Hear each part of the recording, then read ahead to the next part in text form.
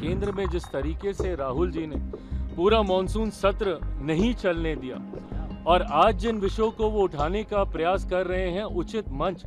अगर संसद के भीतर उठाते तो संभवतः हम लोग बेहतर जिम्मेदारी के साथ निष्कर्ष पर हम लोग पहुंचते। नेता प्रतिपक्ष बिहार हो या नेता प्रतिपक्ष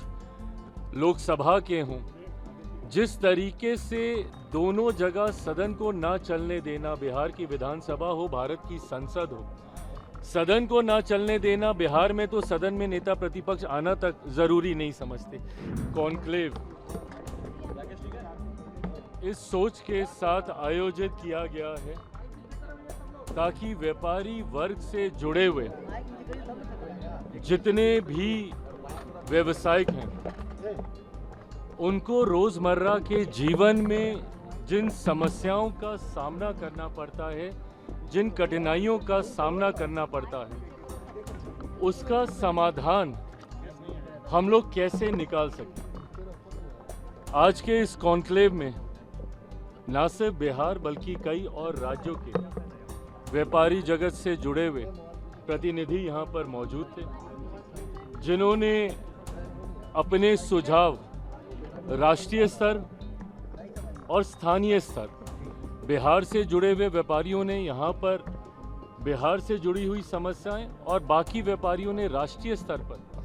हम लोगों को क्या नीति में बदलाव करने की ज़रूरत है, विस्तार में इन विषयों को लिखकर मेरे संज्ञान में देने का काम किया। हमारे प्रधानमंत्री आदरणीय नरेंद्र मोदी जी के नेतृत्व में हमारी सरकार आज की तारीख में रिफॉर्म एक्सप्रेस पर कार्य कर रही है।